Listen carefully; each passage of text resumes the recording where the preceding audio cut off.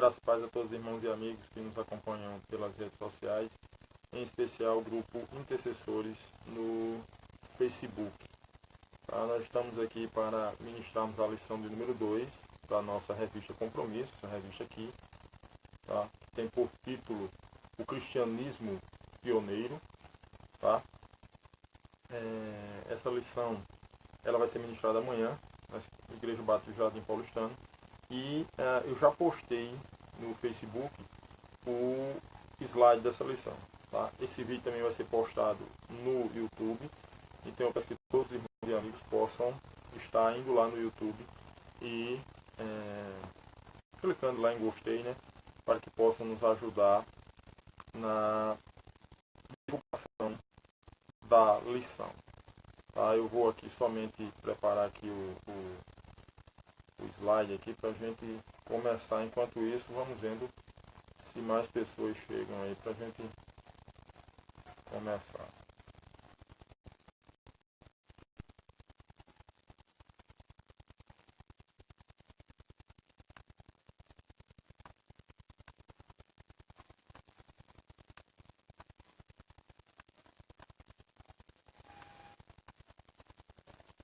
Vamos ver se chega mais gente aí para a gente começar. Ô Dani, coloca o carregador aqui, por favor. Como é ao vivo, a gente tem de fazer as coisas sem muito arrodeio, né? Então quem estiver aí vendo aí já o vídeo, eu acho que está lá fora o carregador. Quem estiver vendo o vídeo aí, vai anunciando aí as outras pessoas para que a gente possa começar, tá? A lição da gente hoje. O título da lição que nós vamos é a lição de número 2, tá? Fatos marcantes de seu início, os sermões. Então o que a gente vai ver nessa lição número 2, na lição passada a gente estudou com relação a nascer a Igreja de Cristo. Tá? Então foi o tema da lição passada. O texto base da lição passada foi Atos 2, de 46 a 47. O texto dessa lição que nós vamos estudar hoje é Atos 4:13, fatos marcantes de seu início, no caso o início da igreja, né? Os sermões. Então a gente vai ver aqui que foram 4 sermões. Desses 4 sermões, 3 foram de Pedro e 1 foi de Estevão. Então a gente vai ver aí, acompanhar a lição para que a gente possa estar entendendo. O texto base, como eu falei, está lá em Atos 4:13. Vendo a coragem de Pedro e de João, percebendo que eram homens comuns e sem instrução, ficaram admirados e reconheceram que eles haviam estado com Jesus. Então, baseado nos sermões que foram proferidos por Pedro e João, todas aquelas pessoas viram que eles eram homens que não tinham instrução. Eles eram pescadores. Eles não tinham tanta cultura como os demais. Então o que acontece? Aquelas pessoas entenderam que realmente eles estiveram com Cristo.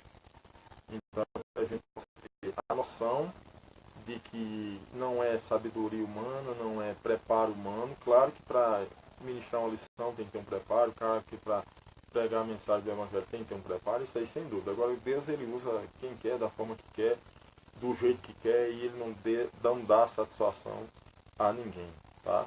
Então o texto base nosso é esse aí que a gente leu, Atos 4:13. O primeiro ponto da lição, que a gente vai estar verificando aqui, eu vou ler aqui pela revista, que fica até melhor, mas o slide está aí para que os irmãos possam acompanhar. Tá? A introdução diz assim: certamente você já ouviu um sermão de alguma forma, que de alguma forma marcou a sua vida até hoje. Então, eu ou você, de vez em quando, nós nos lembramos de algum sermão que possa ter marcado a minha história, a sua história. Você lembra até hoje de alguma coisa que ouviu, um pastor que inclusive já deve ter falecido. Você lembra, mas naquele dia, tal ano, eu vi aquela mensagem daquele pastor, e muitas vezes isso realmente acontece. Tá? Então, baseado em 4 sermões proferidos pelo apóstolo Pedro e o diácono Estevão. Pedro proferiu 3 sermões e Estevão, que era o diácono, o último, apresentados em 3 pontos cada. O primeiro ponto são os fatos, o porquê do sermão. O segundo ponto era o que motivou o sermão. Não, perdão. Fatos que motivaram o sermão. O segundo ponto, o sermão propriamente dito. E o terceiro, os resultados. E foi o que aconteceu após o sermão proferido por eles. Tá? Então, o primeiro sermão, o primeiro ponto da lição, fala o sermão de Pentecostes, a descida do Espírito Santo de Deus. Está lá em Atos 2, 14 a 36. Os fatos desse sermão. Os discípulos reuniram-se no mesmo lugar para comemorarem as festas das semanas, chamada no grego de Pentecostes, que na verdade significava 50 dias após a Páscoa. Deuteronômio 16, 9 a 10. De repente o som, como de um forte vento, a visão de algo como línguas com aparência de fogo, o poder do Espírito Santo tocando os discípulos e o milagre de falar em outras línguas, conforme o Espírito lhes concedia. Fizeram o povo correr de todos os lugares para ver o que estava acontecendo. Além disso, todos estavam confusos, porque cada um os ouvia falar na sua própria língua. Então, no slide, quem tiver com o slide aberto aí, vai perceber que eu coloquei aqui ao lado do primeiro ponto da lição, eu coloquei um mapa. Tá? Coloquei um mapa que chama de todos ouviram falar na mesma língua materna deles. Tá? Só que lá existiam pessoas dessas regiões aqui que estão no mapa aí gravados, grifados aí. Vocês podem ver, tinha pessoas de Roma, tinha pessoas da Arábia, tinha pessoas da Líbia, tinha pessoas do Egito, tinha pessoas da Mesopotâmia, tinha pessoas da Capadócia, tinha pessoas da Ásia, de Ponto, Egito, Alexandria. Então todos esses locais aí, vocês podem ver que o mapa está mostrando que todos os locais estão convergindo para Jerusalém. Então todas essas nações, existiam pessoas daquelas nações que estavam reunidos nesse mesmo lugar, conforme fala lá o relato da lição e também Atos 2, de 14 a 36. Sem compreender o que estava acontecendo, as pessoas foram dando várias interpretações. Uns ficaram pasmos e outros começaram a debochar, achando que os discípulos estavam embriagados. Então, as pessoas, sem entender o que estava acontecendo ali, começaram a dizer que os discípulos, que aquelas pessoas que estavam reunidas ali, estavam embriagadas, porque estavam falando algo estranho, que a gente dá para entender pelo texto. Eles estavam falando, por exemplo, o brasileiro estava falando em alemão, e o alemão falava em brasileiro, e cada um entendia na sua própria língua. Quer dizer, perdão, não é isso. O alemão estava falando na língua dele, tá? E eu, que sou brasileiro, entendia o que ele estava falando na minha própria língua brasileira, português. Então foi justamente o que aconteceu naquele local e eles ficaram abismados, não sabiam o que estava acontecendo naquele momento ali. Tá? Então esse, na verdade, é o nosso primeiro ponto da lição.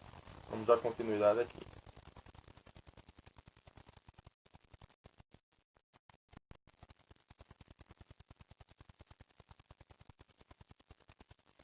Vamos dar continuidade aqui.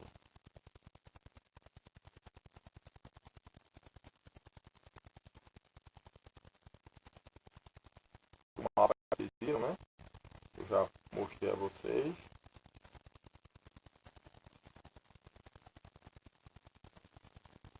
Agora a gente vai ver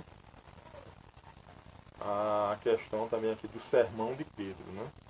O sermão de Pedro, né? Que é a primeira parte aqui. O primeiro ponto a gente já leu, né? Onde tem aí o mapa, vocês viram. E agora vamos para o segundo ponto que diz o sermão de Pedro. Diante de suas reações, Pedro e os outros apóstolos se levantaram e começaram a falar. Vejamos os pontos principais desse sermão. O primeiro ponto. Respondendo aos que pensavam que eles estavam embriagados, Pedro falou sobre o cumprimento de uma profecia do profeta Joel, que está lá em Joel 2, de 28 a 32. Conhecido por todos os judeus, o derramamento do Espírito Santo dos sinais extraordinários já haviam sido decretados por Deus. Então, Pedro ele quis dizer o seguinte, que tudo aquilo que estava acontecendo naquele momento, já havia uma profecia para aquilo ali. Tá? Então, para que aquele povo ali, principalmente os judeus, eles entendessem que aquilo ali não era nada inventado. Então, por isso que Pedro falou dessa forma. Coloco uma observação aqui ao lado. Pedro aqui apresentou um assunto que os judeus já conheciam e naquele momento não lembravam. A profecia de Joel, o derramamento do Espírito Santo. Então Pedro ele foi justamente aonde os judeus conheciam. Tá? Ele não partiu aí para algo que os judeus conheciam, porque queriam dizer, mentira. Primeiramente, esses homens estão embriagados. E segundo, não tem ninguém aqui que saiba de nada a respeito. Então Pedro começou a dizer, começou logo pelo ponto em que os judeus realmente conheciam, que era a profecia de Joel. O 2.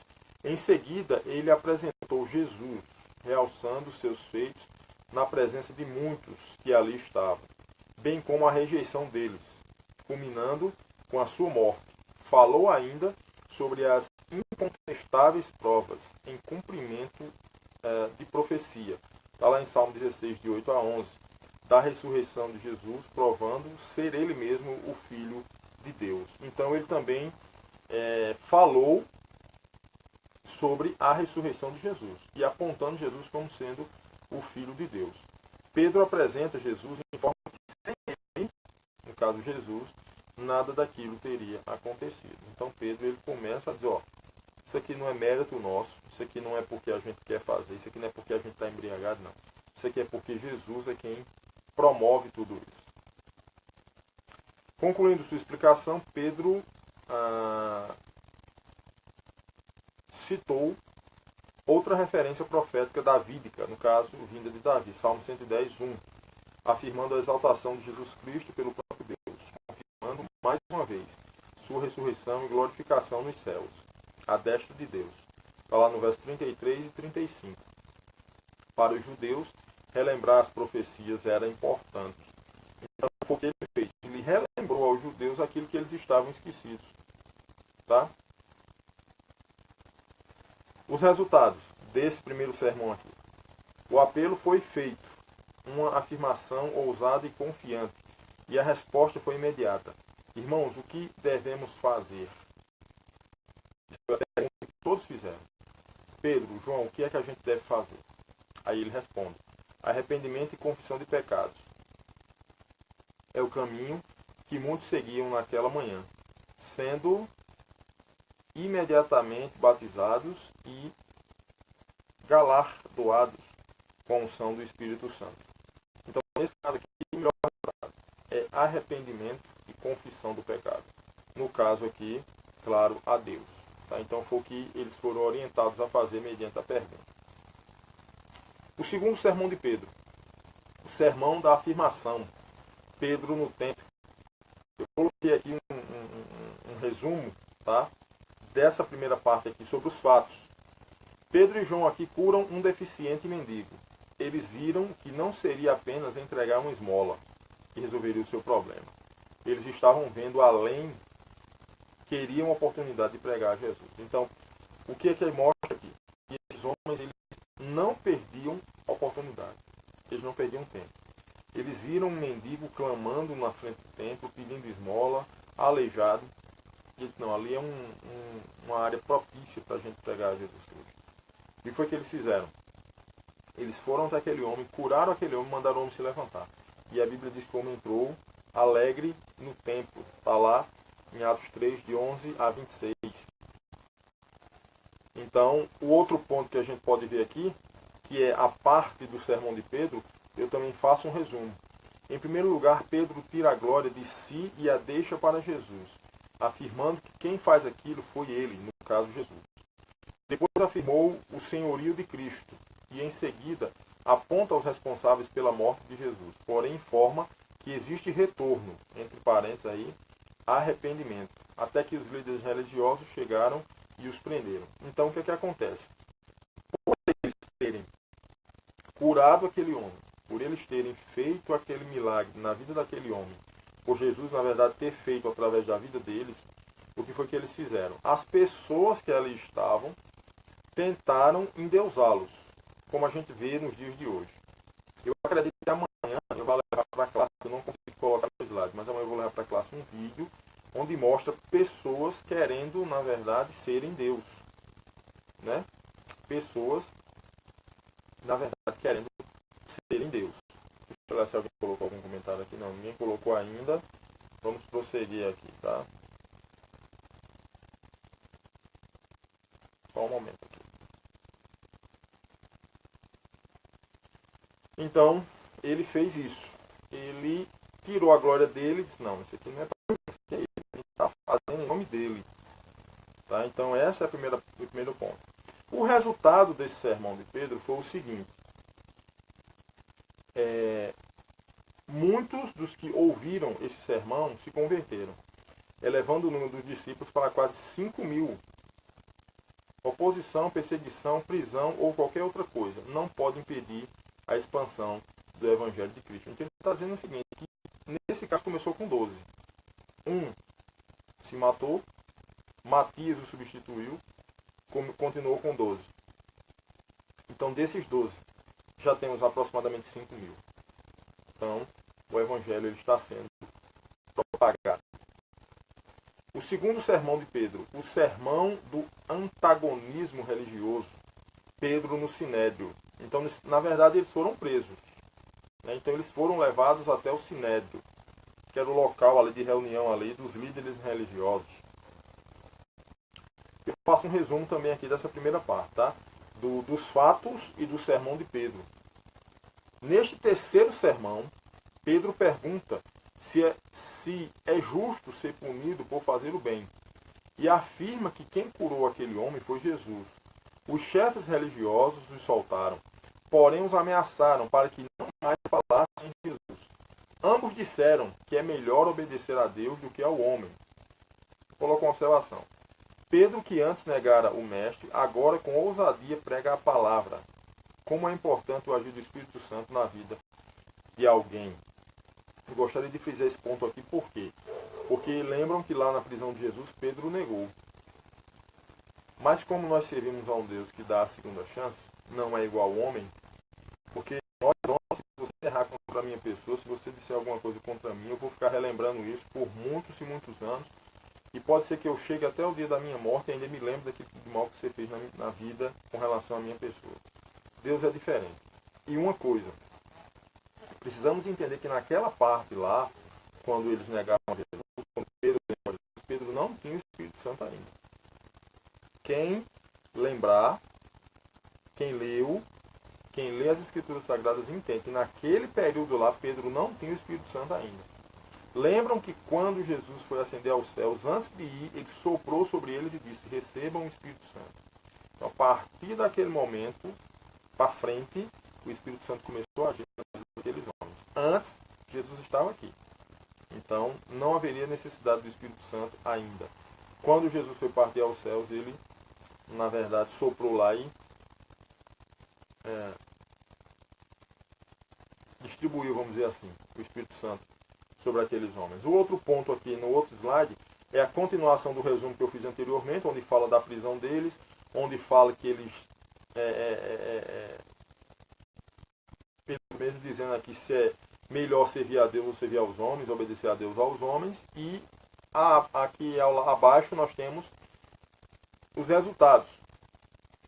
Quando os apóstolos retornaram para junto dos seus e contaram o que tinha acontecido, todos irromperam numa oração de louvor e adoração tão intensa que quando terminaram, lá no verso 31 diz assim, o lugar em que estavam reunidos tremeu, todos ficaram cheios do Espírito Santo e passaram a anunciar com coragem a palavra de Deus. Está lá no verso 31.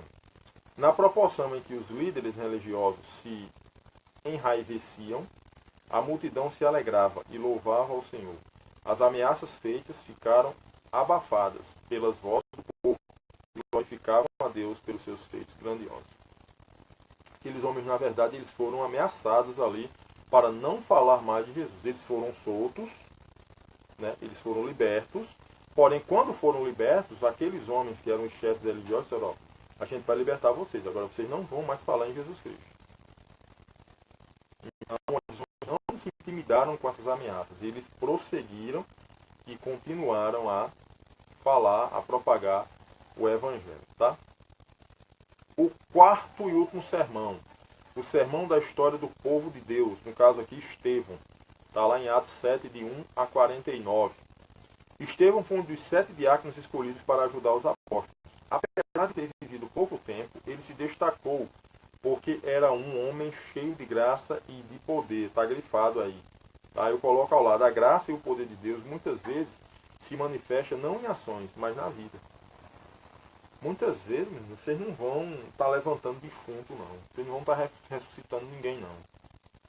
Muitas vezes você não vai estar curando ninguém, mas a sua vida diante de Deus e diante desses homens é que vai mostrar o poder de Deus na sua vida. Então tem pessoas que se enganam, porque tem gente aí curando, tem gente aí profetizando, tem gente aí levantando defunto, tem gente aí fazendo isso ou aquilo. Isso muitas vezes não é nem a obra de Deus. Muitas vezes não é nem a obra de Deus. E eu questiono cada um que discordar. Por quê? Quem presta atenção, quem lê as Escrituras, vê lá no livro de Jó o que foi que aconteceu. Né? A Bíblia diz que Satanás chega diante de Deus e diz, e Deus aponta, visse lá meu servo Jó, homem íntegro, fiel a Deus, temente a mim, tal. Mas ele tem muito dinheiro, tal, e tem saúde, tal, e tem isso. Tira para você ver se ele não vai zombar de você. Foi o que Deus disse. Tudo que ele tem está na tua mão, menos a sua vida. Não toque na vida dele. Após esse episódio no livro de Jó, o que acontece? Começa as desgraças na vida de Jó. Jó começa a perder boi, fazenda, filho, enfim. O primeiro ponto diz que o trabalhador de Jó estava com as suas ovelhas no pasto. Desceu fogo do céu e consumiu todas as ovelhas. Eu pergunto, esse fogo que a Bíblia relata que desceu do céu, foi Deus quem enviou? Essa é uma pergunta que eu gostaria de deixar com cada um de vocês. Mas eu já vou respondendo. Claro que foi o diabo. O que foi que Deus disse no verso anterior? Tudo que ele tem está na sua mão, só não toque na vida dele. Então existem obras que estão sendo feitas hoje que muitas pessoas estão atribuindo a Deus. Não tem nada a ver com Deus. Nada a ver com Deus. Tá? E realizava feitos extraordinários e grandes sinais do povo. Arte do capítulo 6 e todo o capítulo 7 é o registro dos últimos momentos de sua vida. Então, com relação a Estevão aqui. Os fatos. Crescimento exponencial constante dos discípulos de Jesus, incluindo vários sacerdotes judeus, a ação poderosa de Deus por meio de Estevão, a oposição dos escravos que haviam se convertido ao judaísmo e o testemunho falso dos acusadores fornado pelos membros da sinagoga. Então, o que é que acontece? Quiseram fazer um complô contra Estevão. E nós vamos ver nesse próximo ponto aqui, que é o sermão dele, tá? O sermão de Estevão. Isso foi um longo sermão. Apesar de Estevão não estar na equipe dos apóstolos, falava com sabedoria e poder do Espírito de Deus. A campanha de difamação dos judeus, que logo irrompeu acusando Estevão de falar contra Moisés, contra Deus, contra o templo e contra a lei. Eles fizeram isso. Acusaram Estevão de estar falando contra Deus, contra Moisés e contra a lei, porque era a única maneira que eles tinham de defamar eles. Eles não tinham nada. Eles não tinham uma má reputação. Então, eles só tinham de mentir mesmo. Ao ser questionado pelo sumo sacerdote sobre essas questões, Estevão começou com Abraão, discorreu sobre toda a história do povo escolhido de Deus, realçando seus atos de desobediência e a misericórdia de Deus em manter o seu pacto com os seus escolhidos, confirmando tudo com as Escrituras. Eu coloco aqui ao lado. Como é importante em toda a nossa maneira de viver, compreendermos bem a palavra de Deus, manusear bem a palavra de Deus. Já imaginou se fosse um camarada que não tivesse conhecimento das Escrituras nesse momento aqui, estava feito. Ele não tinha argumento. Primeiro, poderia ser que ele nem morresse. Mas o Evangelho poderia aqui cair por terra. Não, esse camarada não sabe nada, não é mentira dele. As palavras finais de seu sermão as palavras finais de seu sermão são de repreensão aos líderes religiosos presentes no Sinédrio, pela teimosia, dureza de coração e violência usada no passado para fazer calar aqueles que foram enviados por Deus para anunciar a vinda do Messias. Então, foi o que aconteceu. Ele começou a dizer, vocês estão bloqueando, vocês estão interrompendo a vontade de Deus. Então, acho que ele disse, tenham cuidado com isso aí. Os resultados desse sermão dele. Os resultados, como esperado, não foram diferentes dos anteriores. Enfurecidos contra Estevão, eles rangiam os dentes enquanto o apedrejavam, sem julgamento nem condenação legal. E tudo isso foi presenciado e aprovado por um jovem chamado Saulo. Atos 22, 20. De quem ouviremos muito na continuação dos nossos estudos. Mais à frente nós vamos estudar sobre Saulo de Tarso. À primeira vista, podemos dizer que esse fato foi um retrocesso no avanço do Evangelho. Ninguém aceitou a sua palavra. Uma perseguição acirrada começou naquele mesmo dia e os crentes foram dispersos para todos os lugares. Eu grifei aqui, ó. Mas, paradoxalmente, esse foi um marco definitivo para a expansão do Evangelho, para além dos muros de Jerusalém. Eu coloco aqui uma observação ao lado. Os discípulos estavam tão maravilhados com as coisas que estavam acontecendo que foi necessário uma tragédia para que os mesmos saíssem de Jerusalém e propagassem o Evangelho por outros lugares. Eu cheguei a uma conclusão nisso aqui. Se Estevão não tivesse morrido, se não houvesse aquela perseguição, porque foi após a morte de Estevão que começou a grande perseguição com relação à igreja. Se não houvesse aquela grande perseguição, o Evangelho não teria chegado até nós.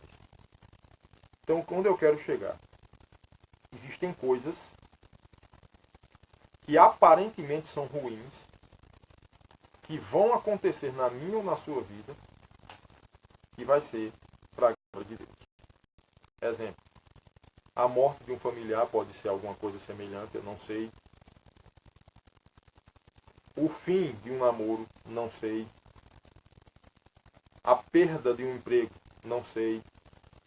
Pode ser que aconteça determinadas coisas ruins na nossa vida, que por trás disso seja para a glória de Deus.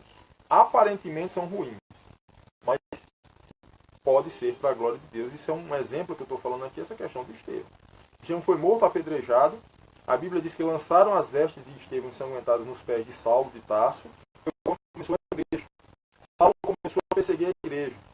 Até que chega na estrada de Damasco, e nas próximas lições nós vamos ver o que foi que aconteceu. A morte de Estevão, o primeiro mártir, fortaleceu os irmãos e a dispersão provocou uma multiplicação ímpar da igreja. Nem a morte pode impedir a marcha da igreja.